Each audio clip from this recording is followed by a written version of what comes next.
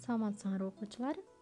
Мугалим асманда тийип турган күн болсо, окуучулар жерде турган гүлгө окшош экен. Себеби күн дайыма гүлдөргө нур чачырап турат.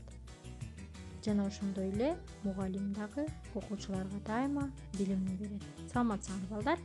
Дал ушундай учкул сөздөр менен силер менен кезектеги кыргыз тили сабагын баштайбыз. 5-класстын окуучулары кутмандуу күнүңөр менен. Балдар, силер менен өтүлө туручу темабыз 77-бетте кесип тандоо садатошдун табыш жөндөмөсү жөнүндө.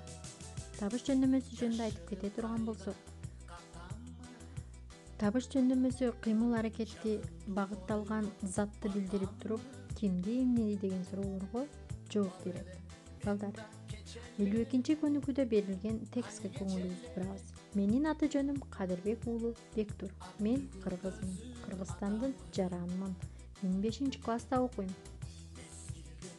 Менин үй бүлөмдө 6 киши жашайт. Атам, апам, эжем, агам, иним жана мен.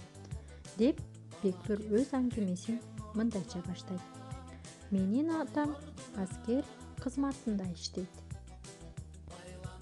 Ал мыкты адис.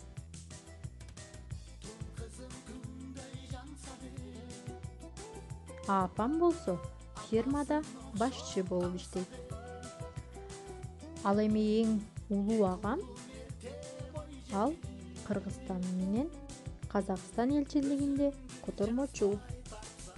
Анын аялы жеңем технологиялык университетте 5-курста окуйт. Ал эми эжемдин аты Чолпон. Ал студент. Болочок кесиби тилчи. А иним болсо мектепте окуйт. Иним Азиз менен күндө мектепке чогуу барам. Дем алыш күндөрү биздин үйгө чоң апам неберелери менен келет. Бир күнү туугандар мага болочоктогу кесибим жөнүндө кеңеш беришти.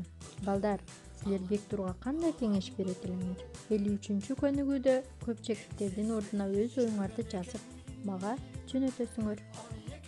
Ушуну менен сабагыбыз аягына чыкты балдар. Саламатта калгыла.